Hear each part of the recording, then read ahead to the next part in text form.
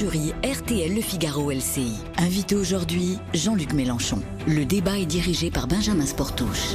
Bonjour à tous, bienvenue dans le grand studio de RTL. Bonjour Jean-Luc Mélenchon. Bonjour. Merci d'être avec nous aujourd'hui. À mes côtés pour vous interroger, Marie-Pierre Haddad pour RTL.fr. Bonjour Marie-Pierre. Adrien Jean pour TF1 LCI. Bonjour Adrien. Et bonjour Jim Jarassé pour Le Figaro. Cette émission est bien sûr en direct jusqu'à 13h. Vous pouvez interagir à tout moment, interpeller notre invité, lui envoyer vos questions. Hashtag le grand jury. Alors Jean-Luc Mélenchon, élisez-moi Premier ministre, voilà votre slogan pour ces élections législatives. Certainement le meilleur coup de com' politique depuis bien longtemps. Les Français eux-mêmes le reconnaissent. Dans un sondage révélé ce matin sur Le Parisien, une majorité estime que c'est une bonne idée pour mobiliser les électeurs, mais revers de la médaille, il y en a toujours un, 2/3 d'entre eux estiment que cette stratégie est trop personnalisée autour de vous, au détriment des idées. Alors nous allons y revenir longuement dans cette émission. Non mais attendez, commençons déjà par ça, parce que je ne pouvais pas, lorsque j'ai lancé la formule, développer quelque idée que ce soit de la NUPS pour la raison qu'elle n'existait pas. Donc poser des questions biaisées, vous avez des réponses tordues, voilà. Oui, mais en même temps, il y a toujours votre tête sur l'affiche des législatives. Oui, il y a aussi la vôtre sur celle de votre chaîne de... Oui, mais moi, je ne suis pas candidat. Non, mais d'accord, je n'ai pas des... La personnalisation... Vous allez avoir des élus... Non, sur mais c'est ça. Vous voulez faire une campagne sans la tête des candidats. C'est une idée, on la note. En termes de communication, vous allez être à côté. C'est pas mal. On pourrait même enlever le nom du type, parce que la personnalisation, ça reprend souvent sur les noms. On va y revenir. Mais vous n'êtes pas candidat, Jean-Luc Mélenchon. Qu'est-ce qu'il y a Alors, restez calme. On l'est tout à fait. Et vous aussi. Car vous avez réussi à unir une gauche qui ne l'était plus depuis 2002. Elle ne l'était pas encore il y a quelques semaines. Et à la faire plancher sur un programme commun. Vous vous êtes mis d'accord sur des mesures structurantes, mais il y demeure des points de divergence, et pas des moindres, on y reviendra. Alors, cette union, on se posera la question, est-elle de circonstance ou survivra-t-elle à une éventuelle défaite? Mais pour commencer, on a donc découvert vendredi le nouveau gouvernement, le premier d'Elisabeth Borne. Première question, Adrien Gindre. Oui, avec une personnalité qui a fait réagir une partie de la classe politique des commentateurs, c'est le nouveau ministre de l'Éducation, Pape Ndiaye. Vous vous êtes déjà exprimé à ce sujet avec des mots plutôt conciliants, ou en tout cas vous semblez lui laisser le bénéfice de ses engagements passés, de ses déclarations passées. Est-ce que vous auriez pu vous-même l'appeler au gouvernement pour être votre ministre de l'Éducation? Non, en aucun cas. J'ai salué l'intellectuel, l'ancien directeur du musée de l'immigration, ou président, je ne sais pas quel était au juste son titre, l'homme engagé qui avait participé à la lutte autrefois contre le Front National. Mais c'est surtout l'intellectuel que je voulais saluer. Après, bon, il est de droite. Pourquoi? Comment je le sais? Parce qu'il est dans un gouvernement de droite. Et je trouve extraordinaire qu'on n'en tienne pas compte. Monsieur Ndiaye n'est pas un insoumis, ni un communiste, ni un écologiste, ni un socialiste. Mais on ne laisse pas ses idées quand on arrive dans un gouvernement, Jean-Luc Mélenchon. Pardon? On ne laisse pas ses idées quand on arrive dans un gouvernement. Non, mais il y a un détail qui va sans doute vous frapper. C'est que quand on entre dans un gouvernement, on applique la politique du gouvernement. Vous voyez ce que je veux dire? Donc le ministre ne fera pas sa politique personnelle à l'éducation. En tout cas, moi je l'espère. Donc quelle est la politique de l'éducation qu'il va appliquer?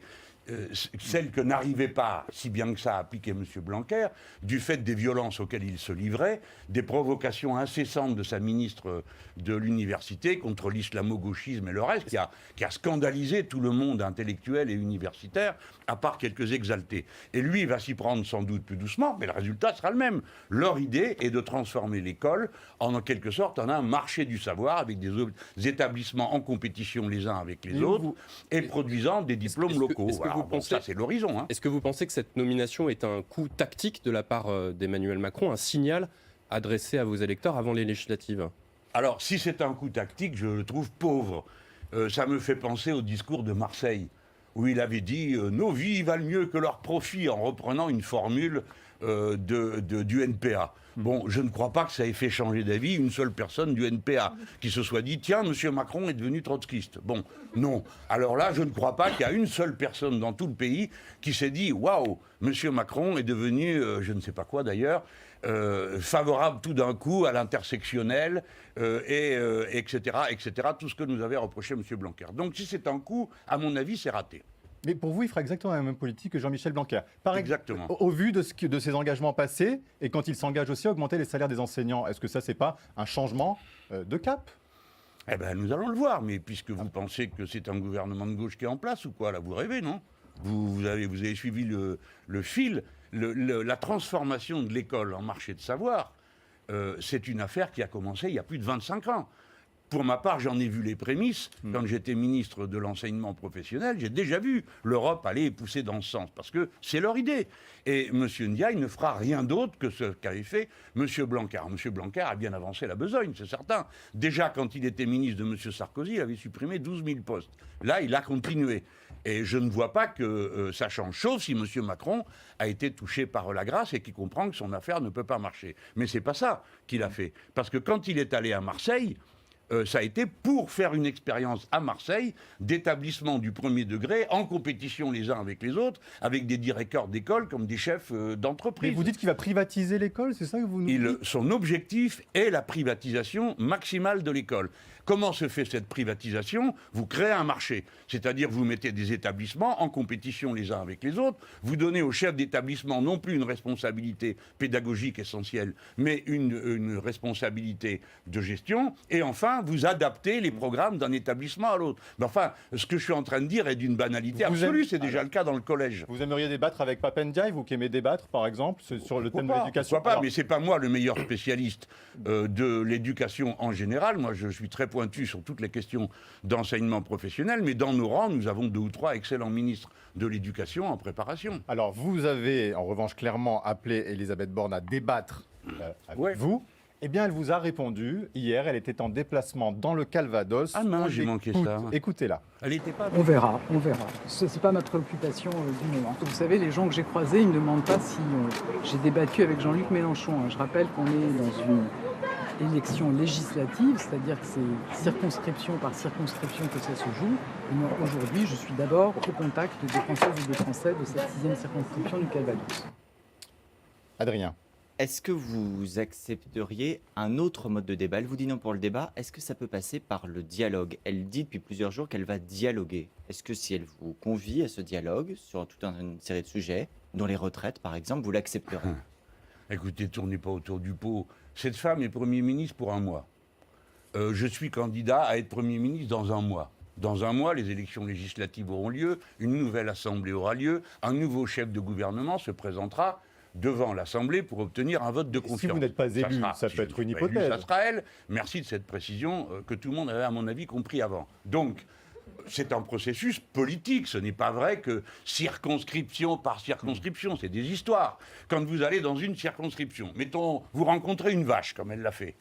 Bon, alors elle a un dialogue de proximité avec la vache. De quoi va lui parler la vache ? Eh bien, de la sécheresse, du prix du lait, des fermes-usines, parce que les problèmes sont nationaux. Si vous allez dans une circonscription, vous allez à l'hôpital, vous avez le même problème qu'à l'hôpital d'à côté. Par conséquent, c'est la politique nationale qui est en cause. Et donc, il est normal qu'on veuille avoir un débat d'ensemble. D'autant qu'on n'a pas pu l'avoir pendant la présidentielle. D'abord, à cause de la guerre.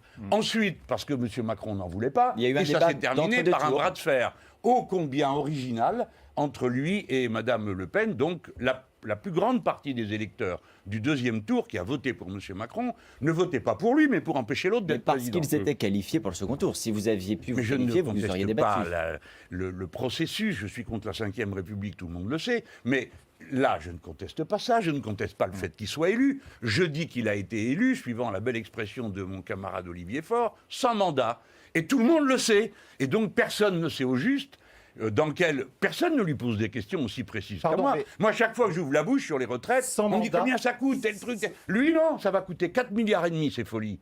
À lui, la sienne. La retraite à 65 ans, ça coûte 4,5 milliards en plus du malheur. On va y venir sur la retraite. Et donc cet homme se balade sur les plateaux sans être obligé de répondre jamais à rien de précis. Mais là, c'est marrant, on parle d'Elisabeth Borne et vous parlez d'Emmanuel Macron. C'est-à-dire que vous dites en fait qu'il n'y aura pas vraiment de Premier ministre ou que vous reconnaissez qu'elle est Première ministre et qu'elle sera quand même en responsabilité. Vous avez l'impression que Emmanuel Macron va l'enjamber, va dépasser sa première Mais ministre quand est-ce que j'ai dit ça? Non, parce qu'à l'instant, vous dites, on vous pose des questions sur Elisabeth Borne, vous nous répondez sur Emmanuel Macron. Oui, alors c'est attendez, elle qui je est première reprends pour ministre. vous, parce que vous n'avez pas compris. Je suis en train de dire que M. Macron a été élu sans mandat, et que donc voici une élection législative. On va donc pouvoir discuter du mandat, puisqu'on élit les députés. Elle dit, Elisabeth Borne... Si vous voulez, M. Portou, juste pour qu'on évite de Enfin, plonger dans... Elle dit, Elisabeth Borne dans le jeu... le gouvernement est déjà dans l'action, et elle pointe du doigt vos outrances, Jean-Luc Mélenchon, qui, dit-elle, l'intéresse assez peu.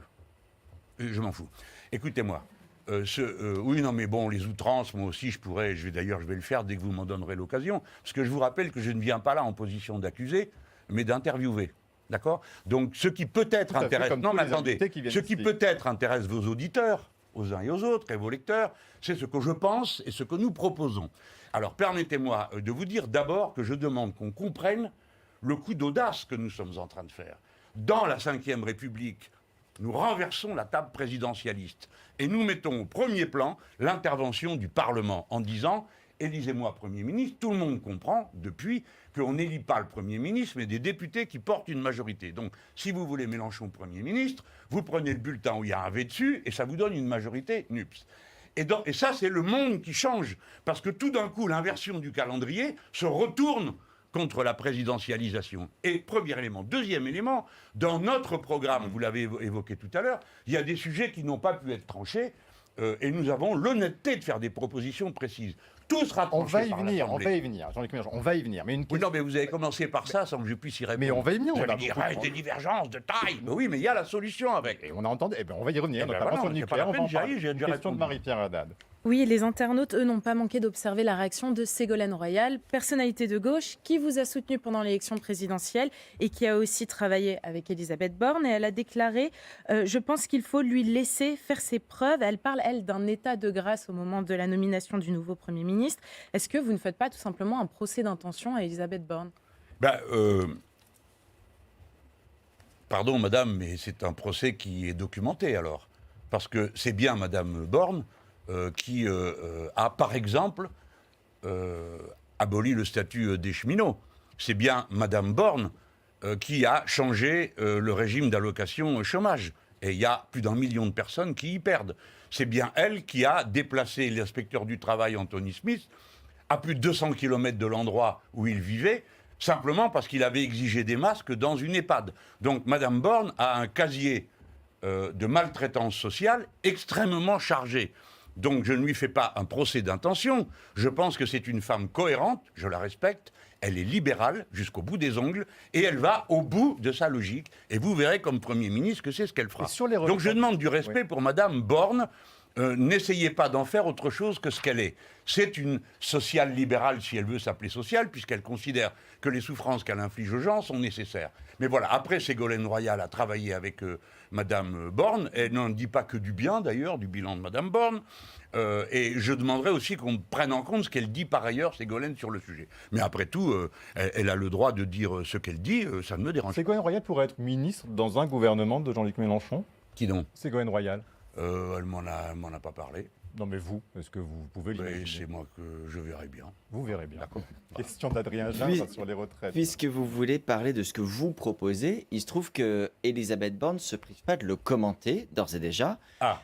Elle dit qu'annoncer aux Français qu'ils vont travailler moins, brandir à la retraite à 60 ans, c'est leur mentir, Jean-Luc Mélenchon. Alors, bien sûr, quand elle me traite de menteur, c'est un propos taquin. Si j'en faisais autant, ce serait une outrance et une invective. Donc nous sommes habitués à ça. Nos maîtres nous parlent comme ils veulent, mais si nous répondons, nous sommes insolents. Alors, je pense que la personne qui en ce moment est en train de mentir, si quelqu'un ment, eh bien, ce serait plutôt le président de la République, et elle, bien sûr, qui est son répondeur automatique. Pourquoi? Le président dit... Nous allons faire le plein emploi. Vous l'avez entendu, répété par madame Borne. Très bien, le plein emploi, qu'est-ce que ça veut dire dans la hiérarchie des normes des libéraux? 5% de chômage égale 800 000 emplois créés. 800 000 emplois créés, c'est 6 milliards de cotisations de retraite supplémentaires. C'est mécanique, ça se calcule tout ça. 6 milliards, le déficit est aujourd'hui de 3 milliards. Pourquoi va-t-on créer une réforme qui rapporte le double du déficit qu'on prétend combattre? Au même moment, cette réforme impliquera, c'est le corps qui le dit, pas moi, impliquera 4,5 milliards de dépenses supplémentaires pour le RSA et l'allocation chômage, car la durée moyenne de présence au travail effective, c'est 60 ans,5. Pas 63 et encore moins 65. Donc on va plonger des dizaines de milliers de gens dans le chômage, avec les maladies qui vont avec, etc., etc. Voilà la vérité. Donc si quelqu'un ment, c'est celui qui vous fait croire qu'il faut réformer les retraites parce qu'il y aurait un problème de déficit. Il n'y en a pas, surtout dans son raisonnement à lui. Tout le monde a bien compris? Alors, si vous voulez, je recommence, mais par contre, il y a une interrogation qui persiste. Oui, justement, on a reçu des questions d'internautes sur votre réforme des retraites. Donc vous voulez rétablir la retraite à 60 ans, avec 40 années de cotisation, mais ça reste assez flou pour une internaute qui vous demande, est-ce que concrètement, quand on a commencé à travailler à 23 ans, est-ce que ça veut dire qu'on part avec un taux plein au bout de 40 ans? Alors, on part à taux plein quand on a ces 40 annuités. Si le taux plein, alors premièrement, déjà... Donc pas à 60, si on a commencé à 23 ans et qu'on part à 60 ans... on part à 60 ans, c'est l'âge légal. Et de ce point de vue, ça ne change pas. Vous pouvez partir à 60 ans, vous n'êtes pas obligé de partir. Mais on n'aura pas une retraite pleine. Et, alors attendez, si vous embrouillez la question ans. qui vient d'être posée, vous. Parce que c'est pas ça qu'on m'a demandé. On m'a demandé de dire si quand on a payé 40 ans, on a sa retraite à taux plein. Réponse, oui. Mais il y a des retraites à taux plein qui sont inférieures au SMIC. OK? Donc, réforme numéro 2, retraite à 60 ans, avec 40 annuités, et réforme numéro 2, pas de retraite inférieure au SMIC. Pourquoi le SMIC? Parce que la retraite est basée sur des cotisations sociales. Qu'est-ce qu'une cotisation sociale? Du salaire différé. D'accord? Ça vous appartient, c'est vos sous, vous vous en faites pas cadeau. Bien, puisqu'on estime que le salaire minimum, c'est le SMIC, alors la retraite minimum, ça devrait être le SMIC. Ensuite, il y a les gens qui n'ont pas les annuités, ils n'ont pas 40 ans. Alors, qu'est-ce qu'on fait? Évidemment, s'applique la proportionnalité. D'accord? Vous ne touchez pas une retraite complète si vous avez 39 années de cotisation, ou hélas 37, moi j'aurais bien aimé, mais ce n'est pas possible. Alors, que se passe-t-il à ce moment-là?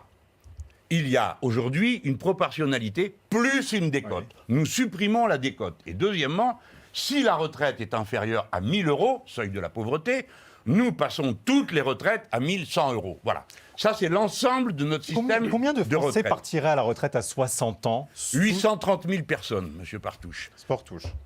Hein? Monsieur Sportouche, moi. Sportouche, pardon. Si vous... Oui, excusez-moi. Non, c'est mon nom. Excusez-moi, mais excusez-moi, je n'ai pas l'intention de déformer votre nom. Donc, 830 000 personnes. 830 000. Alors, notez déjà ça. 830 000. Chaque année, la génération qui arrive sur le marché du travail, c'est...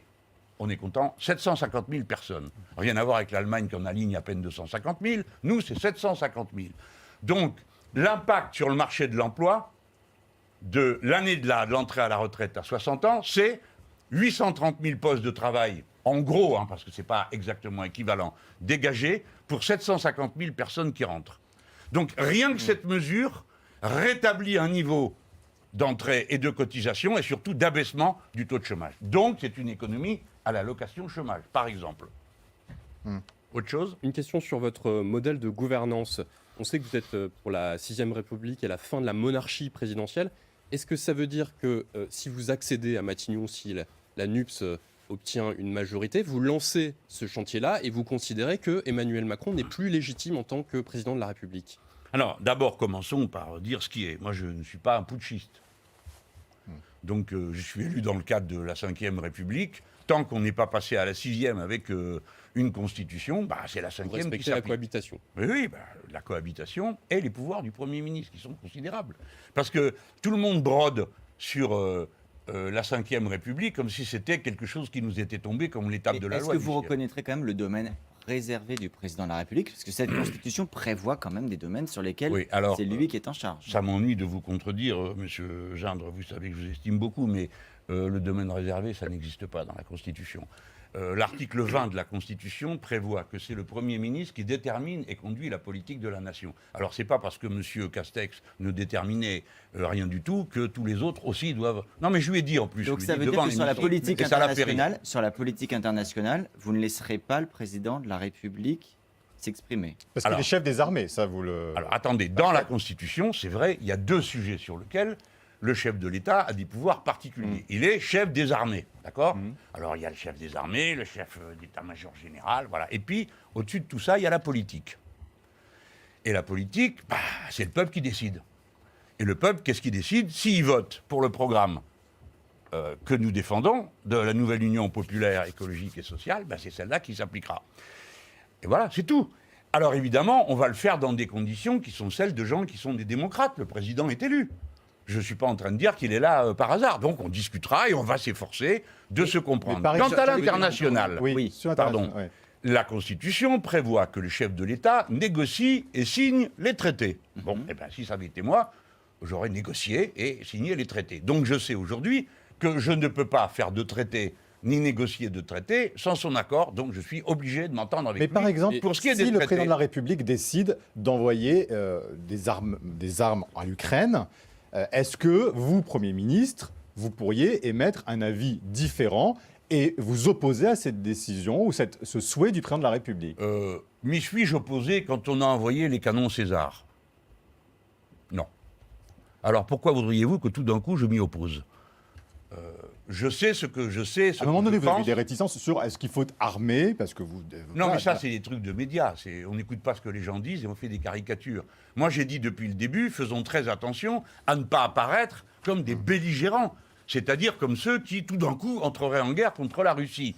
Le président de la République a exactement la même préoccupation jusqu'à présent. Il a toujours dit qu'il était pour la désescalade. Il y a peut-être des désaccords entre lui et moi parce qu'il se trouve qu'il est moins rigoureux que moi vis-à-vis de Poutine, puisqu'il a dit qu'il ne fallait pas l'humilier. Si, moi je pense que ça ne dérange pas de l'humilier, parce que ce qu'il a fait est gravissime et que la Russie ne reviendra pas à la table de la société internationale normale tant que M. Poutine, responsable de crimes de guerre, sera là. Vous trouvez Emmanuel Macron trop conciliant? Non, surtout que je trouve M. Poutine plus violent que ce que beaucoup en ont dit jusque-là. Ce qu'il fait est d'une gravité exceptionnelle, et pour nous, Français, spécialement. Parce que nous étions jurés, nous, Français, que si quelqu'un recommençait la guerre sur le continent, nous ne l'accepterions pas. Et nous ne l'accepterions pas, c'est-à-dire que nous interviendrions. Et nous avons l'arme nucléaire. Nous sommes pris à revers. Cet homme a passé la frontière, tout cassé autour de lui, persécuter des populations civiles sans aucune raison autre que de les terroriser. Et qu'avons-nous fait? Pratiquement, nous n'avons pas fait grand-chose. Voilà. Et donc, je pense que militairement, on a fait des choses, la répression économique, les sanctions, tout ça, mais militairement, nous avons été mis au pied du mur sans savoir quoi faire. Et je trouve que cette situation est tellement grave que ça mériterait qu'on rediscute de l'ensemble de nos outils de défense. Et en particulier, j'ai essayé de faire avancer le débat sur l'efficacité réelle de la dissuasion nucléaire. Je suis pour la dissuasion, mais notre dissuasion nucléaire telle qu'elle fonctionne ne fonctionne plus parce qu'elle est repérable depuis l'espace. J'ai donc proposé qu'on transfère dans l'espace et par les moyens de l'espace les méthodes de dissuasion des Français, aussi bien sur la toile numérique que par rapport aux installations à terre. Mais est-ce que dans l'immédiat, Jean-Luc Mélenchon, vous iriez plus loin encore dans l'aide aux Ukrainiens, comme les Américains qui viennent de décider d'un plan d'aide de 40 milliards? Est-ce que ça vous paraît? Non, mais eux, ils ont la planche à billets, alors évidemment, ils appuient sur le bouton, ils donnent de 40 milliards. Nous, on ne peut pas donner 40 milliards, on n'imprime pas de la monnaie comme ça. Les Américains, ils peuvent le faire. Vous verrez que ça va se retourner contre eux bientôt, puisqu'une bonne partie de la planète commence à dire qu'ils veulent échanger entre eux dans les monnaies nationales. C'est un autre sujet dont, naturellement, on ne parlera jamais, parce que c'est un peu compliqué, mais c'est juste la paix du monde qui est en cause dans cette affaire. Donc, est-ce qu'il faut être plus dur? Je pense que ce sont des discussions qu'on fait avec des informations dans les mains. Ce n'est pas des choses qu'on déclenche sur les plateaux de télé pour faire les malins. Mais aujourd'hui, Allez, on envoie des armes, on va faire ci, on va faire là. Non, mais attendez, parce que la dernière fois que je me suis exprimé sur le sujet de manière un peu décisive, je me suis trompé. Mais figurez-vous que je ne me suis pas trompé parce que j'étais mal levé ce jour-là. C'est parce que les services de renseignement français, les responsables politiques militaires français avaient dit « Ah ben non, ça craint pas, il passera pas la frontière ». Et donc, m'installant sur ce raisonnement et sur ces informations, j'en avais déduit ni lui passe la frontière, ni les autres. Mais vous étiez pas trompé l'OTAN. Personnellement sur Vladimir Poutine, sur l'homme. Est-ce que vous pouvez dire aujourd'hui, voilà, je ne pensais pas qu'il était aussi belliqueux et qu'il était dans ces intentions-là? Je ne comprends pas. Il est responsable des actes qu'il pose. Est-ce que vous avez pu évoluer quand vous, voilà, le 1er mars à l'Assemblée nationale, la décision de l'Union européenne de fournir des armes à l'Ukraine, vous l'aviez critiquée le 1er mars. Aujourd'hui, vous nous dites, je peux entendre qu'on en livre.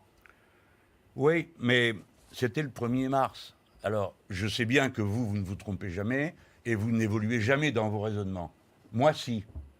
Le 1er mars, et comme dans toute la période où j'ai cru les renseignements qu'on m'avait donnés, j'ai conclu que nous allions, d'abord, qu'ils ne rentreraient pas, sur la base des renseignements militaires. Je vous signale que le responsable a été viré, pour ça. Alors le malheureux, il n'est peut-être pas si responsable que ça, mais en attendant, le responsable français du renseignement a été changé, parce que ça fait la troisième fois qu'on avance à l'aveugle.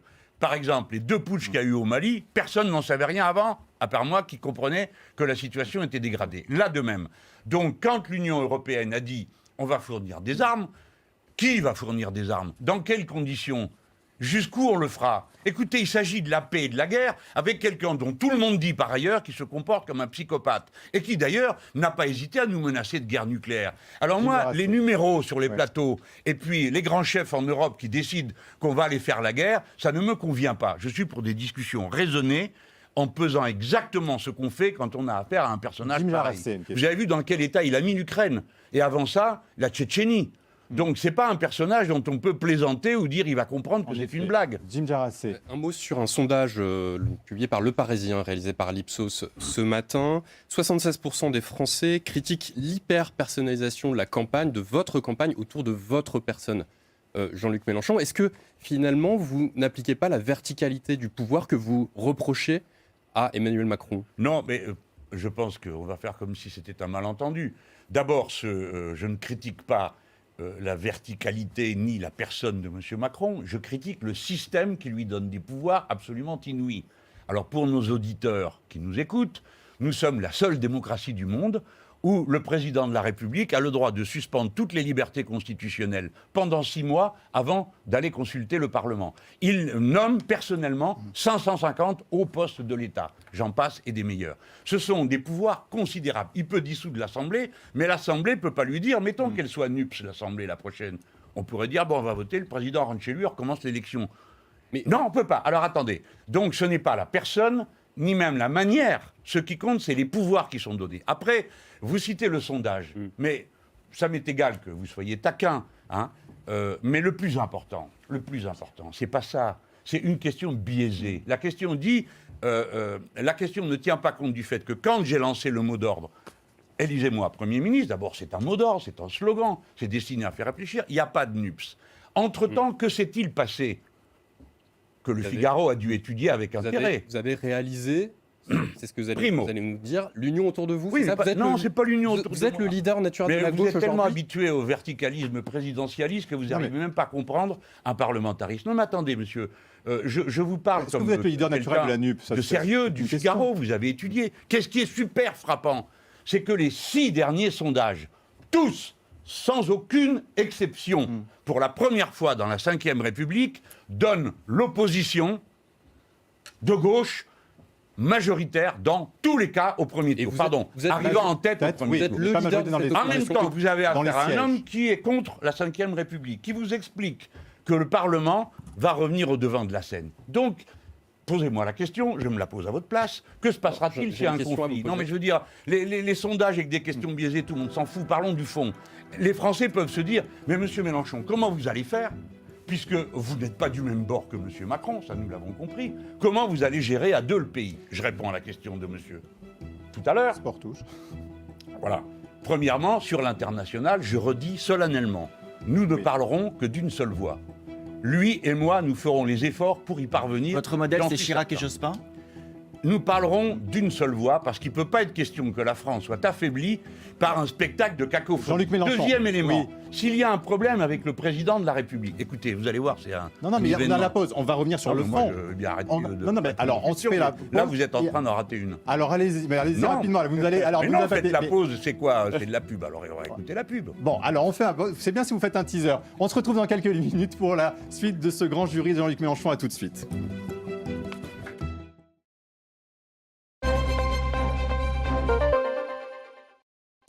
Voici le Peugeot 3008 hybride, avec design iconique, iCockpit, motorisation hybride et le tout nouveau RDS EMS, retour de soirée en mode silence. Adoptez la conduite parfaite avec le 3008 hybride. Et pendant les éco-reprises, Peugeot vous offre jusqu'à 4 000 € d'avantages clients. Attention, le RDS EMS est incompatible avec des parents qui rentrent après vous. Quand on cherche à faire fructifier son épargne, on a tous besoin d'être guidés dans la bonne direction. Avec Sophie, simplifiez-vous l'épargne immobilière et parlez-en à votre conseiller. Le futur simple, c'est Sophie.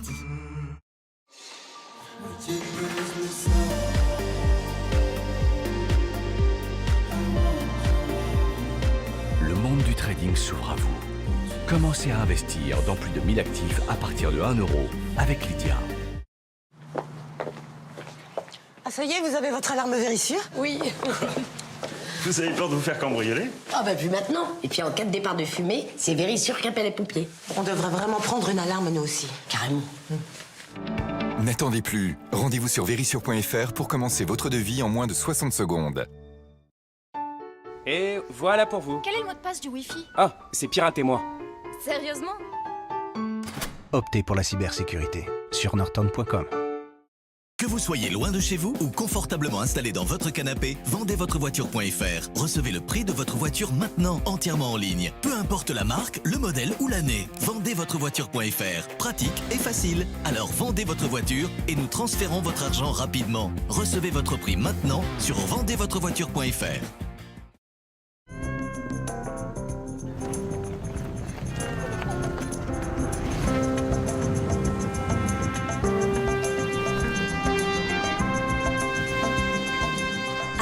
Votre prochaine aventure? Quels seront les prochains pays, les prochaines villes, les prochaines plages que vous explorerez? Où que vous alliez, nous vous y emmenons et toujours à des tarifs accessibles. Votre prochaine aventure est aussi la nôtre. Next Generation EasyJet.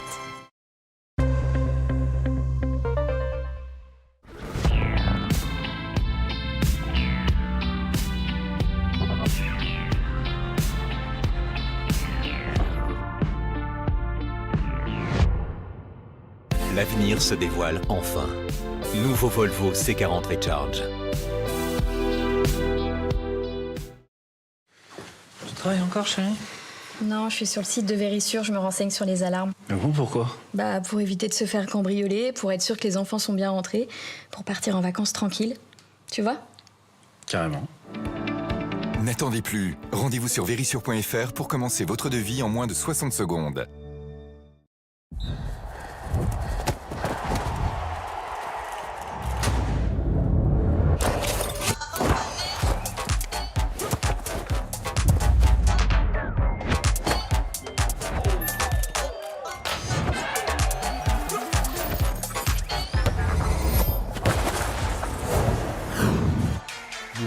Portefeuille virtuel, ressources éducatives, 0% de commission sur les actions. Vous avez tout pour vous lancer sur eToro.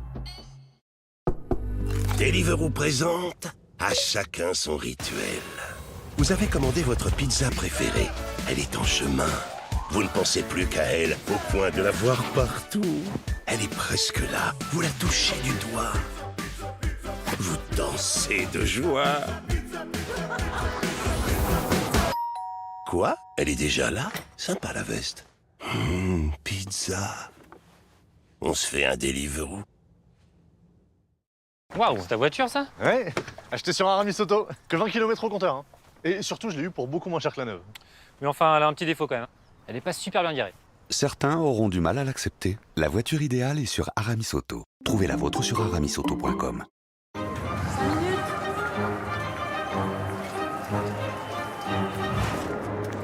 Chez CNP Assurance, nous savons que vos vies ne rentrent plus dans des cases, mais nous sommes toujours là pour les protéger. CNP Assurance, assurons un monde plus ouvert. Regardez, des gens et des technologies travaillent pour résoudre certains de nos plus grands défis. Et nous les aidons avec nos solutions qui rendent ce qu'ils doivent faire plus simple, plus rapide et plus intuitif. Quand les technologies avancent, le monde avance. The world works with ServiceNow.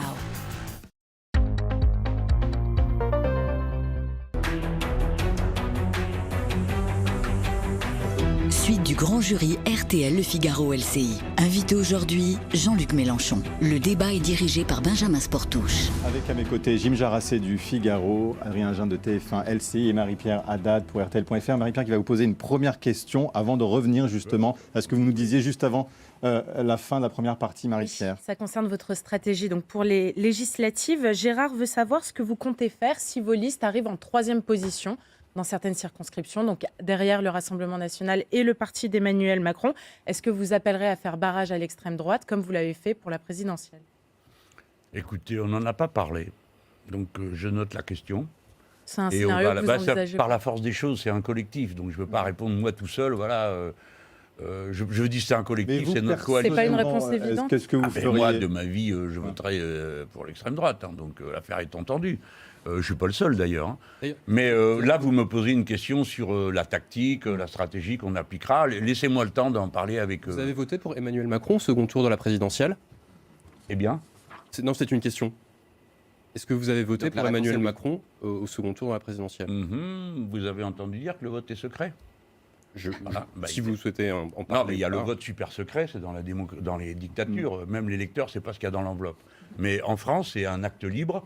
Et je vais vous répondre, si vous voulez, en dépassant le côté un peu provocateur d'une question aussi personnelle. Bon, c'est que j'étais, et je suis toujours, à la tête, le porte-parole, celui qui est devant, d'un rassemblement extrêmement ample, avant même cet accord de la NUPES, et qui était extrêmement divisé sur le sujet. Je ne le cache pas. Je l'ai déjà dit en 2017. Et donc, j'ai pensé que je n'aurais pas l'autorité de donner une consigne qui ne serait pas suivie par tout le monde, mais qui aurait pour premier résultat d'exploser. Ça, c'était avant, mais aujourd'hui... Alors, pourquoi ne pas le dire? Après coup, mais je ne comprends pas quel est l'intérêt mais je suis aujourd'hui le candidat Premier ministre, non pas moi, Mélenchon, tout seul, qui me suis levé un matin et après m'être rasé, j'ai dit tiens, je suis candidat. Je suis le candidat Premier ministre proposé par l'ensemble des forces de la NUPES. Est-ce qu'il n'y a pas une clarification? Là, vous postulez pour Matignon, vous dites je suis candidat pour Matignon, je vais être élu. Est-ce qu'il n'y a pas un besoin de clarification sur justement le vote que vous avez effectué au second tour de la présidentielle? Vous dites non. D'accord. Non. Bon, je pense que les gens savent qui je suis et ils savent à quoi s'en tenir. Donc ils peuvent deviner ce que vous avez fait. Mais ils peuvent deviner ce que vous avez fait. Oui, s'ils veulent. Y compris quand Marine Le Pen en fait un argument dans la campagne législative en disant que vous êtes celui qui a fait gagner Emmanuel Macron. Elle l'utilise contre vous. Oui, elle dit plein de choses. Elle a même dit que j'en étais complice, alors c'est dire. Non, mais bon, ce qu'elle dit, elle le dit. Elle fait sa campagne, elle n'a pas beaucoup d'idées. Elle a capitulé en race campagne, elle n'arrête pas de répéter qu'il faut que M. Macron ait une majorité. On se demande ce qu'elle fait là et pourquoi il y a des candidats du Rassemblement national. Les gens qui veulent combattre, vraiment, qui veulent qu'on tourne la page de la politique de M. Macron, ils votent NUP, c'est tout, le reste ne sert à rien. Alors sur le programme de la NUP, on y vient, il va y avoir bien évidemment le pouvoir d'achat. Ouais. Et il y a une première loi qui doit être celle déposée par le gouvernement et défendue par Elisabeth Borne en Conseil des ministres, ça serait justement sur le pouvoir d'achat. Et ce qu'il propose notamment, ce que propose la Première ministre, c'est un chèque alimentation. Qu'en dites-vous, Jean-Luc Mélenchon? Est-ce que ça ne va pas dans le sens aussi de vos propositions à vous pour lutter contre l'inflation? Et est-ce que vous êtes prêt à soutenir cette loi? Il y a des moments... Non, mais attendez, disons les choses comme elles sont. Il y a des moments où c'est bien qu'il y ait un chèque. Je dis aux gens, quand il y a des chèques, prenez-les. Hein, mais ce n'est pas la réponse. Parce que quand vous donnez un chèque alimentation, avec quoi vous le faites, le chèque? Avec l'argent public. Vous allez dans le trésor public, vous prenez les sous pour les donner aux gens. Et les gens, qu'est-ce qu'ils font avec ça? Ils les dépensent au compte du trésor privé. Donc c'est le trésor public qui alimente le trésor privé. C'est la raison pour laquelle je ne suis pas pour cette technique. Je suis pour le blocage des prix. Et pour ce qui concerne les loyers, le blocage à la baisse. Mais est-ce que vous voterez quand même cette loi en vous disant que non, je ne la voterai pas pour la raison que nous aurons gagné. Et c'est donc la question à poser, c'est à eux. Est-ce que vous voterez la première loi d'urgence sociale que la NUPES déposera? Alors, parce que, évidemment, sur le blocage des prix notamment. Le blocage des prix, il n'y a pas besoin de loi. Article 410.2 du Code du commerce, ça me prend 5 minutes avec un stylo. On a une question là-dessus. Vous n'allez pas faire des ordonnances à chaque fois quand même pour diriger... Alors attendez, ce n'est pas une ordonnance, c'est un décret. D'accord, enfin, bon, vous allez quand même laisser le Parlement s'exprimer... Parce que non, je vais les mettre tous en prison. Non, mais vous dites, là, je vais faire un décret. Parce que, monsieur, étudiez la Constitution. Le pouvoir qui est donné au président de la République, vous me l'avez jeté à la figure il y a 5 minutes. Il y a des pouvoirs qui sont ceux du Premier ministre. Le Premier ministre fait des décrets. Mais ne vous inquiétez pas. L'Assemblée nationale a un gros sandwich d'abord à avaler. Mais alors, tout ce que je peux faire... Non, mais attendez. Sur le blocage des prix, ça... on ne plaisante pas, là. On parle de la vie de gens qui sont pris à la gorge aujourd'hui. Et le chèque alimentation, ça va bien 5 minutes. La question qui est posée, c'est comment on arrête la spirale inflationniste. Et donc, il y avait une décision à prendre. Monsieur Macron est président de l'Union européenne jusqu'à juillet. Pourquoi n'a-t-il pas fait qu'en Europe, on débatte d'un prix plafond de la fourniture en pétrole? Pourquoi? Un marché de 450 millions, si l'Europe avait dit on ne paye pas plus de temps, tous les producteurs auraient été obligés de s'aligner. Et comment je le sais? Parce que là où on l'a fait, le prix du carburant contrôlé, c'est à La Réunion. Eh bien, à La Réunion, vous pouvez faire votre plein avec de l'essence à 1,50. Mais il y a un bouclier tarifaire en France qui a été instauré, par exemple, sur les prix de l'électricité et du gaz. Alors, écoutez, vous allez convaincre tous ceux qui vous écoutent que vous n'avez pas mis les pieds dans votre voiture depuis un moment. Parce que si vous pensez que le bouclier tarifaire a empêché de passer à 2 € le litre, il n'y a que vous qui avez vu ça. Hein, parce que les gens, c'est pas ça. Vous parlez des Français pris à la gorge, mais le blocage des prix, finalement, c'est une mesure générale qui profite autant aux ménages les plus riches qu'aux plus populaires. Est-ce qu'il ne faudrait pas mieux une mesure ciblée, justement, à destination des ménages les plus modestes? Non. Les droits doivent être universels. Et c'est à ce prix que tout le monde participe à l'effort. Alors, pour ce qui concerne les plus riches, ne vous inquiétez pas, ils seront mis à contribution, notamment par notre nouveau régime fiscal qui comporte 14 tranches. Et plus on monte dans la dernière tranche, elle est assez sévère. Donc, ça, c'est pas le sujet. Mais pour ce qui concerne les prix, alors d'abord, c'est pas tous les prix, parce que ça serait absurde. Il faut au contraire, en quelque sorte, enfermer, contenir les foyers d'inflation. Parce que l'inflation, c'est un mécanisme comme l'incendie, ça se propage d'une case à l'autre. Hein. Alors vous augmentez l'essence, du coup ça passe à tout ce qui nécessite du carburant, du coup à tout ce qui est transporté, etc. Donc vous devez essayer de contenir le feu là où il a pris. Aujourd'hui, c'est essentiellement sur les carburants et l'énergie. Parce que c'est de là que part, ça va depuis les voitures qui roulent, les camions qui transportent à bas prix, les bateaux, et puis c'est aussi pour faire de l'engrais, pour l'agriculture, et puis c'est aussi pour chauffer les pâtes qu'on fabrique avec du blé, qui est encore... Blablabla, vous connaissez tout ça. Donc, alors premièrement, enfermer les foyers d'inflation pour les éteindre, par le blocage des prix. On ne bloquera pas tous les prix, on bloquera certains prix. Et puis surtout, j'appelle à une compréhension du mécanisme actuel de l'augmentation générale des prix. Je viens de décrire à l'instant d'où ça partait. Mais il y a ensuite des effets purement spéculatifs. Expliquez-moi voir pourquoi le blé qui est consommé aujourd'hui coûte plus cher alors que les besoins n'ont pas augmenté et que les livraisons, je parle de ce qui se fait, correspondent à des stocks qui existent déjà. C'est donc purement spéculatif. C'est lorsqu'on va arriver à l'épuisement du résultat des récoltes de l'année dernière qu'à ce moment-là, un certain nombre de prix vont augmenter, soit parce que le blé est bloqué en Ukraine, soit parce qu'il est bloqué en Inde, etc. Autre levier possible, qui est sur les salaires et l'indexation, Adrien Gindre. Vous dites qu'il faut limiter, mais pourquoi ne pas aller vers l'indexation des salaires, comme l'évoque chez vous François Ruffin? Indexation sur l'inflation. Mais pourquoi pas, si vous y tenez? Mais pourquoi pas? C'est pas dans le programme. Non, parce que c'est pas dans le programme. Pourquoi ne pas aller? C'est pas dans le programme. Mais parce que c'est irréaliste. Attendez, mais simplement, vous nous expliquez la logique qui fait que vous n'avez pas retenu cette solution. Pourquoi est-ce que ce n'est pas une bonne solution de votre parce point que de vue? d'abord, elle n'a pas été présentée. Dans la discussion, personne n'en a parlé. Ça s'est trouvé comme ça. Hein. Deuxièmement, ça n'est présent dans les revendications d'aucun syndicat. Alors, ne m'en veuillez pas, et je demande à tous mes camarades de le comprendre. Je ne peux pas relayer toutes les idées que tout le monde a. Mais ça a existé. Mais attendez, mais vous allez voir. Si vous voulez le blocage des prix et l'échelle mobile des salaires, ne croyez pas que ça me fasse peur. Simplement, je dis que c'est une mesure d'une ampleur telle que ça voudrait dire qu'on n'a pas réussi à contenir les foyers d'inflation. Ne m'en veuillez pas que je veuille d'abord une méthode plus douce. Et l'écart des salaires de Parce que contrôler l'ensemble des prix et contrôler l'ensemble des salaires et harmoniser les uns sur les autres, ça nécessite une intervention administrative d'un niveau extrêmement élevé. Je ne dis pas que ce soit impossible, c'est pratiqué par exemple en Belgique. Mais moi, ce que je veux faire, c'est casser le mécanisme d'augmentation générale des prix par des mesures qui bloquent, voilà, et qui bloquent à bon escient, pas le truc général qui s'applique aveuglément. Est-ce que vous imposerez par décret, puisque vous en parliez à l'instant, l'écart des salaires de 1 à 20 dans les entreprises. Est-ce que ça, Jean-Luc Mélenchon, Premier ministre, peut l'imposer par décret aux entreprises? Alors, non, très bonne question.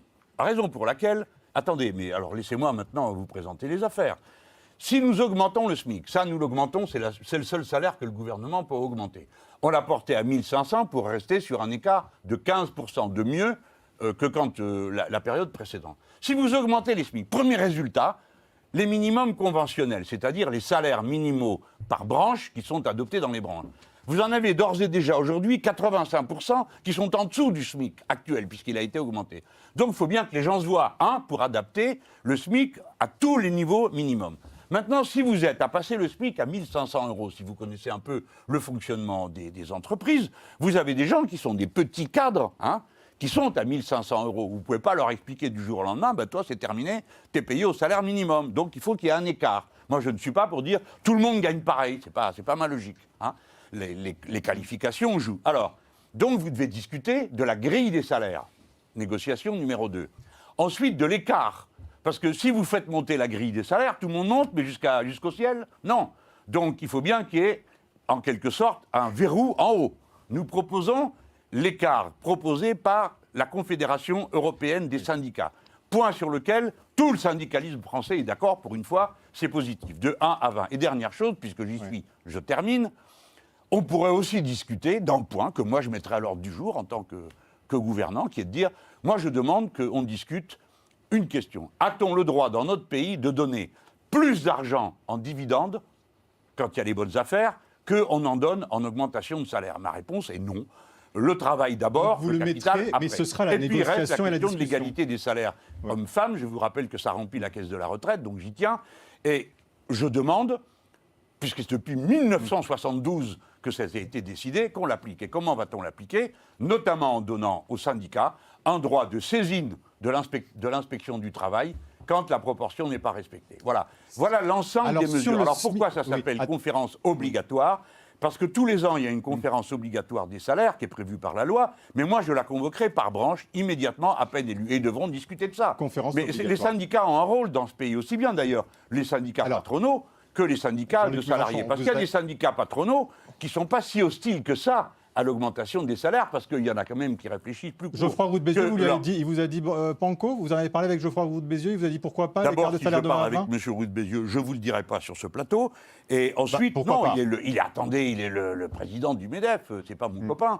Mais en tant que Premier ministre, vous lui parlerez en tant que Premier ministre. Évidemment, mais j'ai intérêt à m'entendre avec lui. Et vous nous le direz. Avec lui aussi, et c'est plus important pour moi de m'entendre avec lui qu'avec le président. Est-ce que vous lui parlez déjà, là? De temps à autre, ça arrive, mais bon, c'est un homme qui a beaucoup d'humour et j'apprécie les gens qui ont de l'humour. Alors, une question sur le SMIC, parce que ça fait partie de ce que vous avez exposé. Marie-Pierre Haddad. Oui, vous venez de dire que vous proposez désormais un SMIC à 1 500 €, mais il y a un mois, pendant la campagne présidentielle, vous parliez de 1 400 €. Donc évidemment, les internautes ont noté cette différence. Alors, il y a des internautes qui en sont ravis, mais il y en a qui sont un petit peu plus critiques. Je vous donne par exemple l'exemple de Brice, qui vous reproche, lui, de faire une surenchère et qui se demande qu'est-ce qui va se passer dans quelques semaines quand ce sera le premier tour des législatives. Est-ce que vous pouvez lui dire que c'est ferme et définitif comme proposition, ce sera un SMIC à 1 500 €? Non, je ne peux pas lui dire ça, parce que si M. Macron augmente de nouveau le SMIC entre maintenant et les élections, j'augmenterai à nouveau notre proposition. Quelle est notre proposition? Augmenter de 15% le SMIC. Alors quand le SMIC est à 1 300, on propose 1 400. Quand il est à 1 300, je ne sais pas combien, 98, on propose 1 500. Et l'écart que nous voulons recréer, c'est plus 15. Voilà. S'il y avait un mouvement social important sur les salaires, on pourrait monter à 20 ou à 30, ça c'est déjà vu. Monsieur Pompidou a dû lâcher 30. Et ceux qui pleuraient, Pompidou leur a dit c'est 30. Vous comprenez que ça peut être surprenant qu'en quelques semaines, la promesse passe de 1 400 à 1 500. Ça peut surprendre que la promesse sur laquelle vous étiez engagé, elle était de 1 400 € et elle a 1 500 € aujourd'hui. Parce que normalement, le rôle de l'information, c'est d'expliquer. Là, vous êtes au-delà de Mélenchon a l'inflation. dit 1 500. Pourquoi il dit 1 500? On n'en sait rien. Mais pourtant, depuis le début, j'explique et je réexplique. L'écart que nous voulions créer, c'est plus 15. Soyons clairs, cela veut dire plus 15, pris où? Pas dans le ciel, sur les profits. C'est-à-dire, de toute façon, le salaire, c'est juste ça. C'est un enjeu de la répartition de la plus-value. Voilà. Alors, une question peut se poser. C'est que, est-ce que l'augmentation du SMIC va pousser à la faillite et à la désolation? Bon, est-ce que ça va pousser à la délocalisation? Alors, délocalisation, tout le monde se calme. Les métiers du SMIC ne sont jamais des métiers délocalisables. Donc déjà, vous enlevez cet argument. Ensuite, si le propriétaire de la grande entreprise qui emploie des SMICards, entreprises de services, etc., veut fermer, il ferme, quelqu'un d'autre prendra sa place. S'il augmente le prix de la prestation, c'est le fournisseur suivant qui saura, s'il prend l'augmentation du prix sur sa marge. Mais vous me posez des questions techniques, je vous fais des réponses. Non, mais on vous a entendu, c'est assez clair. Alors, on revient juste à la composition. Non, je dis aux gens, vous inquiétez pas, je sais où je vais, et la NUPS aussi. La NUPS, vous dites, vous. Alors, c'est jamais ce qu'il faut Je dire sais alors. pas, moi non plus. Moi, je m'étais habitué à dire, vous savez, j'ai fait campagne pendant des mois, l'Union populaire. J'ai un mal de chien à venir sur la nouvelle Union populaire écologique et sociale, mais il le faut parce que c'est. C'est son nom définitif ou ça prendra un autre nom après? Non, moi je souhaite que ça reste. D'ailleurs, j'espère que ça continue après l'élection, qu'elle soit gagnée ou perdue. Et puis, on peut dire maintenant, on a remis sur pied politiquement le bloc populaire. Face à un gouvernement, et il y a déjà des membres du gouvernement qui sont sujets à critique, Adrien Gindre. Oui, on revient sur la composition de ce gouvernement, mais en raison d'un article publié par Mediapart qui évoque que Damien Abad a été nommé au gouvernement en dépit d'un signalement de violence sexuelle, d'accusation de violence sexuelle fait auprès de La République En Marche. Damien Abad conteste ces accusations.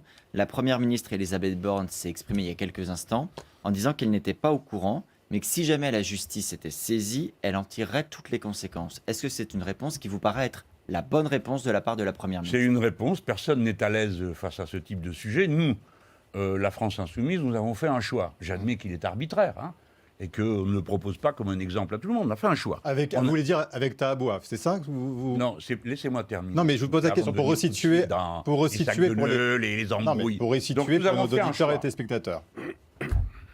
Excusez-moi, je ne vous ai pas entendu. Répétez les précieuses choses que vous venez de dire. C'est moi l'invité ou vous? Je parlais. Vous faites allusion. Vous dites que vous avez pris une décision. Non, c'est pas. Taha Bouaf, c'est une décision. On a déjà pris 4 ou 5 dans le passé. Nous avons fait la chose suivante. Un jour, on a dit qu'est-ce qu'on fait dans ce cas-là?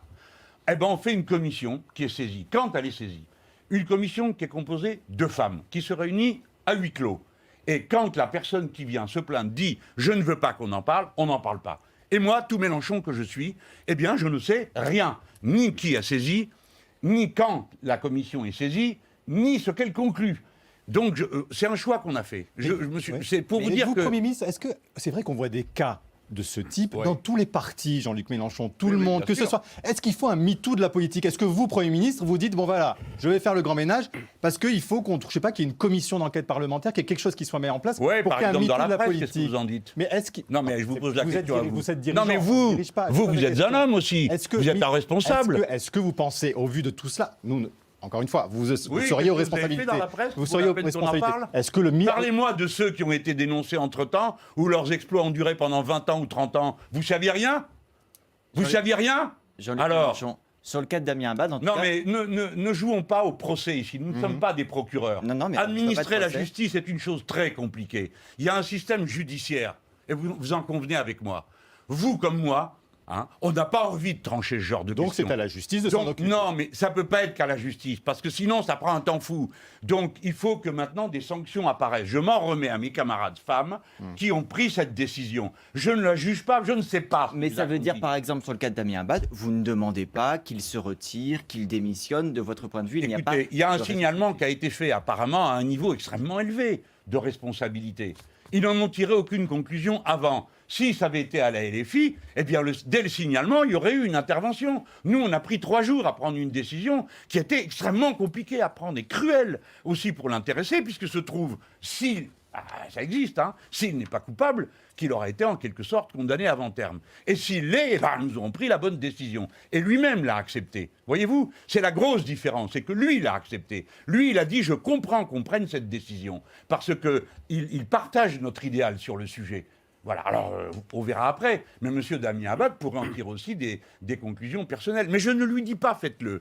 Je ne sais pas. Si c'était LFI, je me tournerais vers mes camarades et je leur dirais, alors, qu'est-ce que je fais? Et on m'aurait dit, écoute, on l'enlève de là. Bon, très bien. J'ai accepté la règle du jeu. Je m'y tiendrai scrupuleusement. Nous croyons d'abord la parole des femmes. Ça peut passer pour une chose arbitraire, et j'admets que c'est vrai, que c'est arbitraire. Mais il faut faire un choix. Voilà. Eh bien, nous avons fait un choix. Je m'y plie. Alors, il y a autre chose qui s'invite dans le débat public, parce que vous parlez des femmes. C'est dur, vous savez, ce sujet, parce que... Mais mais on entend, et vous dites que la justice... Présomption d'innocence, alors, ça, autre sujet qui s'invite dans l'actualité, c'est, vous parlez des femmes, c'est le burkini. Ça a été très commenté. Jim Jarassé. Le conseil municipal de Grenoble, sous la houlette du maire écologiste Éric Piolle, a donc voté cette semaine l'autorisation du burkini dans les piscines municipales. Ça a été un débat très partagé, très clivant au sein de la gauche municipale. Si vous aviez été au sein de ce conseil municipal, qu'auriez-vous voté?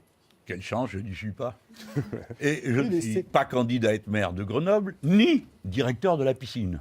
Ça tombe bien, il y en a 6000 autres de piscines. Mais c'est une vraie question pour vous, Républicains. La première adjointe insoumise, Elisa Martin, a voté contre. Il y a dans tous les camps de la gauche, dans tous les partis de la gauche, des dires. Ouais. Vous, quelle est votre conviction profonde là-dessus? Ma conviction, Duralex et de l'ex, d'accord? C'est-à-dire, on applique la loi. Et que dit la loi? Eh bien, justement, elle ne dit rien. Et c'est tout le problème. Le Conseil d'État, qui a été saisi une fois pour une interdiction du burkini pour des motifs religieux, c'est pas interdit d'être intelligent et d'essayer de dire ce qui se dit, a dit, eh bien, le motif religieux, ça compte pas pour interdire à quelqu'un de se présenter comme il veut dans une piscine. Pourquoi? Parce que, rappel de la loi et de la Constitution, le régime laïque n'est pas un régime d'athéisme d'État. Donc, l'espace public n'est pas laïque ni athée. Ce qui est laïque et à distance de toute religion, qui ne reconnaît aucune religion, c'est l'État, les services publics et l'école quand les enfants y sont mineurs. C'est-à-dire au moment où ils se forment leurs convictions. Point barre. Si vous voulez étendre, je vous propose de l'étendre dans des domaines beaucoup plus urgents, comme par exemple le fait que le président de la République ne soit plus le chanoine de Latran, c'est-à-dire curé d'honneur de la paroisse du pape, qu'il ne soit plus coprince d'Andorre avec l'évêque de Séo de Urgel, que le concordat qui est en Alsace ne s'y exerce plus, mais qu'on emprunte à l'Alsace son merveilleux code social. Si on vous entend bien, vous l'auriez voté, du coup, cette décision. D'autres plus jeunes, est-ce qu'il y a un clivage générationnel? Alors peut-être pas, d'ailleurs. Monsieur, j'ai assez de problèmes à porter sur le dos, ne m'en rajoutez pas tous les 5 minutes. C'était une erreur d'aborder ce sujet. Écoutez, vous avez vu pendant comment la ça s'est campagne. passé. Les élus ont discuté, ils ne se sont pas accordés. La première adjointe, Elisa Martin, qui est la première adjointe chargée de la sécurité, qui est un personnage brillant, engagée politiquement de longues années et qui est une militante féministe, a décidé que dans ce cas, elle ne le voterait pas. Et donc, ce que je vais faire, c'est que je vais déjà parler avec elle. Comment tu as réglé ça? Parce que moi, je demande à mes camarades la chose suivante. Pour ce qui est de faire bouffeur de curé, j'ai fait ça quand j'avais de 18 à 30 ans, d'accord? Ça m'est passé. Vous avez évolué. Mais oui, mais parce que nous avons un problème. La loi est une chose, la conviction personnelle aussi est une chose. Alors, les militantes féministes qui considèrent que mettre un voile sur la tête est anti-féministe, elles ont le droit de le penser. Elles ont le droit d'essayer de convaincre. Et si nous devions décider de voter, la loi se présenterait à nous. On serait dans une situation que je juge ridicule. Ça serait l'Iran à l'envers. En Iran, on oblige tout le monde à mettre un voile, et nous, on obligerait à l'enlever. Premier ministre, vous ne légiférerez pas? Certainement pas. Il y a plus urgent et plus important, mais je vous promets que dès que j'en aurai fini avec la sécheresse, l'arrêt du nucléaire, parce que ça va venir à cause de la sécheresse, la guerre d'Ukraine, les salaires, l'inflation, je m'occupe des piscines. C'est promis. Mais c'est pas mon pouvoir. Alors, si vous avez 5 ans, vous aurez peut-être le temps de le faire. Adrien Gindre, on arrive à la fin de cette émission. En quelques mots, parce qu'on va conclure, vous venez de prononcer le mot nucléaire. Si j'ai bien compris, il n'y a pas unité de position au sein de la NUPS. Vous, Premier ministre, quelle décision vous prenez sur le nucléaire? Est-ce que, par exemple, on sort du nucléaire ou est-ce qu'on se dit, comme les communistes le disent, ou les socialistes même, on préserve encore un temps le nucléaire? Non, mais ils disent pas la même chose les deux. Oui, les communistes sont pour le nucléaire. Alors certains disent avec un mix, d'autres... Bon, bref. Mais donc comment vous Mais moi, je connais des communistes qui sont contre le nucléaire. Je pourrais vous en citer, mais je ne veux pas leur créer des ennuis parce qu'il y en a qui sont des députés. Et puis, il y en a d'autres. Alors, il y a quand même une position. C'est la sortie du nucléaire. Permettez-moi de vous dire la chose suivante. Personne ne propose, pas même moi, d'appuyer sur le bouton pour éteindre toutes les centrales nucléaires. Pourquoi? Tout simplement parce qu'il n'y aurait plus de lumière ni d'énergie. Donc je suis obligé de faire avec ce qu'il y a. Mais je vous mets tous en garde. Je veux dire, m'adressant à ceux qui ont passé de précieuses minutes à défendre le nucléaire comme source d'indépendance, ce qui n'est pas vrai, comme ressource qui n'a pas de fluctuation, ce qui n'est pas vrai. La moitié des réacteurs du pays sont fermés. Et je vous annonce que cet été, il y en a encore d'autres qui vont être fermés. La moitié est déjà fermée, dont une partie pour des problèmes de corrosion. Oui. Mais cet été, ça va être à cause de la chaleur, de la baisse du niveau des fleuves et du réchauffement de l'eau. On ne refroidit pas une centrale nucléaire avec de l'eau chaude. Ça, tout le monde le comprend. Donc, nous allons au-devant d'une crise du nucléaire. Ça, peu en avait prévu l'arrivée. Nous, si, nous l'avions prévu, à la fois les problèmes techniques, parce que nous savons pourquoi l'EPR a perdu tant de temps, nous savons qu'il y a des problèmes de forge pour la fabrication des métaux, et puis en fait, nous savons que le changement climatique rend cette ressource extrêmement aléatoire. Donc maintenant, il va falloir se retrousser les manches et produire à toute vitesse le plus possible d'éoliennes offshore, je précise à 20 bornes des côtes, pour produire ce dont on a Sur besoin. cela, vous serez peut-être d'accord avec le président de la dans les République. fleuves. Alors, on arrive au terme de cette émission. On est en train de déborder. Jean-Luc Mélenchon, très rapidement, parce que pour pas cela, parler de piscine, tout le monde s'en fout. pour cela, il faut être élu. Alors, vous avez critiqué le nouveau nuancier politique du ministère de l'Intérieur pour les élections législatives, qui ne prend pas en compte la NUP ou la NUPES ou la NUPS dans les inscriptions des candidats en préfecture. Vous deviez déposer une requête devant le Conseil d'État. L'avez-vous fait? Allez-vous le faire? C'est fait vendredi parce que le scandale est absolu. C'est de nature à fausser l'élection, puisque le soir du premier tour, la majorité, elle a mis son sigle. Tous ces partis sont comptés dedans. Ils ont des déclarations séparées. Ils ont décidé chacun qui serait leur candidat, mais ils ont un sigle commun. Ils se sont mis dans la liste. Donc le soir du premier tour, on va vous dire le parti macroniste, tard de voix. Et puis nous, on sera éparpillés. Mais parce que vous n'avez pas un rattachement financier unique. Voilà ce dit le ministère de l'Intérieur. Vous n'avez pas une maison commune avec un rattachement financier unique. Bon. Et alors, vous avez fait une enquête depuis, parce que vous êtes des journalistes d'investigation qui ne vous contentez pas de répéter les arguments du gouvernement. Et qu'est-ce que vous avez découvert? Eh bien, que dans la majorité, non plus l'actuelle majorité. C'est-à-dire que le MoDem a sa propre association de financement, l'AREM a sa propre association de financement. Mais en ayant donc c'est créé, de la flûte, du bobard, de la dissimulation qui montre qu'il y a une intention de nuire de la part du ministre de l'Intérieur qui veut fausser la présentation du résultat puisqu'il raconte des bobards pour justifier sa décision. Le plus simple pour lui, c'est de mettre la nouvelle Union populaire écologique et sociale dans le nuancier. Mais est-ce que vous la transformerez en parti, cette NUPS? Ça réglerait tous les problèmes. Voilà, il y a déjà le générique. Je ne vais pas vous annoncer une révolution pareille dans le générique. Et dites Jean-Luc Mélenchon, vous serez... Non, mais est-ce que vous serez définitivement pas candidat en 2027? Vous savez où vous serez, vous, en 2027? Non, mais vous... la vie est pleine mais non, mais vous pouvez... Non, mais moi, j'ai pas envie. C'est ça la question que vous me posez. Est-ce que j'ai envie? Non, mais il y en a que si. Alors, ils sont déjà en train de me sauter à paix. Parce qu'il y a un an de ça, vous me donniez pour mort. Hein, mon image abîmée, blablabla, la couche en morceaux. Et puis on est ressorti à 22 et d'un peu on était au deuxième tour. Et nous avons réhabilité politiquement le bloc populaire et la gauche. Voilà ce que j'ai fait. Donc c'est vrai, je suis un très bon candidat. Mais je ne suis pas un candidat pour l'éternité. Ça va quoi à la fin. Il faut aussi qu'à un moment ou à un autre, les choses se mettent en place. Je serai le prochain Premier ministre, c'est déjà assez me demander. Mais il paraît que quand on monte les marches de Matignon, on pense à nouveau à l'Élysée. Il n'y en a pas un qui y est arrivé, alors je ne vois pas pourquoi moi ce serait mon cas. Merci Jean-Luc Mélenchon, c'était votre grand jury. Merci à tous de nous avoir suivis. Très bonne semaine, à la semaine prochaine.